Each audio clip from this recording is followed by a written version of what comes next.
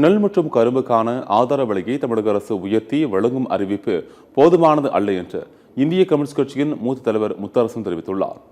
மயிலாடுதுறையில் செய்தியாளர்களை சந்தித்த அவர், தாவேக கூட்டணியில் இந்திய கம்யூனிஸ்ட் கட்சி இல்லை என்றும் வெளியில் இருந்து ஆதரவு மட்டுமே அளித்து வருவதாகவும் தெரிவித்தார்.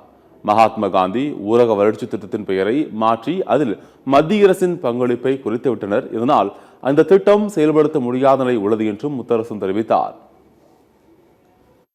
அறிவிச்சிருக்கிறது சன்னரகத்துக்கு 289, பொது ரகத்துக்கு 159 என்று அறிவித்திருக்கிறார்கள்.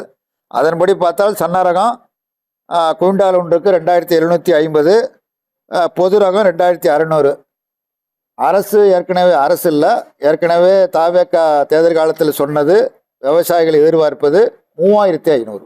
ஆகவே இது போதுமானது அல்ல. கரும்புக்கு தான், கரும்பு 4500 டன்னுக்கு சொல்லியிருந்தாங்க. நாங்களா சேர மாட்டோம், வெளியிலிருந்து தான் ஆதரிப்போம்.